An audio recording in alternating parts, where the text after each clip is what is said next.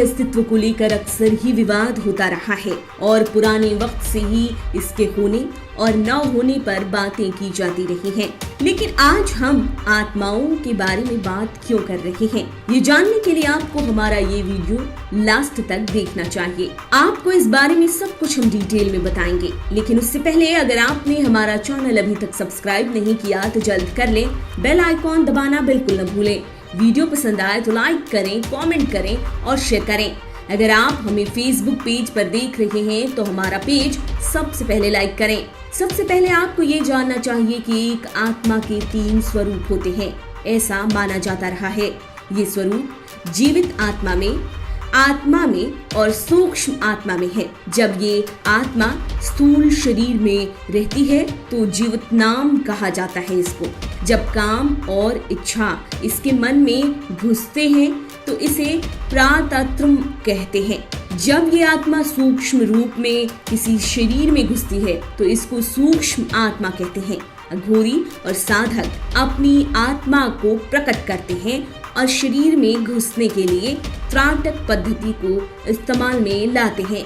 इसके लिए जलती हुई लौ या फिर प्रकाश की किरणों को घंटों देखे जाने के प्रोसेस को पूरा करना पड़ता है। ये तो आत्मा से जुड़ी जानकारियां हुई, लेकिन अब जानते हैं कि आखिर कैसे गर्भ में बच्चे के शरीर में आत्मा प्रवेश करती है। चलिए आपको इस बारे में डिटेल में बताते हैं। गरुड़ पुराण के मुताबिक गर्भधारण के समय माँ पिता के भाव के अनुसार उनके आसपास एक छोटा सा स्पंदन स्तर वाला क्षेत्र बनता है। ये स्पंदन क्षेत्र अपने मिलते जुलते आत्मा को आकर्षित करता है और ये आत्मा माँ के आसपास ही घूमती रहती है। इस दौरान आनुवांशिक प्रोसेस भी शुरू हो जाती है।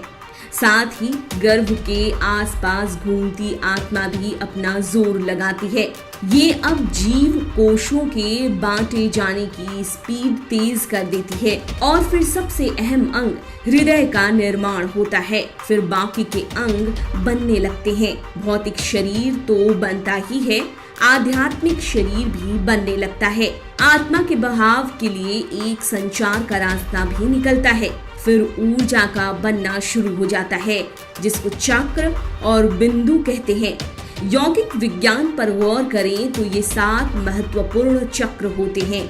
मूलाधार, स्वादिष्ठान, मणिपूरक, अनाहत, विशुद्धि, आज्ञा और सहस्त्रार। भ्रूण में सर के बन जाने पर ब्रह्मरंध्र बनता है। ब्रह्मरंध्र को सहस्त्रार चक्र और 12वां बिंदु माना जाता है। जब ब्रह्मरंध्र पूरी तरह से बन जाता है तो इसी ब्रह्मरंध्र के जरिए आत्मा शरीर में प्रवेश करती है।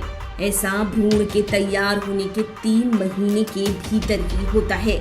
अब आप सोचते होंगे कि आत्मा जब शरीर में प्रवेश कर जाती है तो वो रहती कहाँ है? दरअसल आत्मा का वास हृदय में होता है। आप देख रहे हैं नेट्रिक न्यूज, साहस सच कहने का।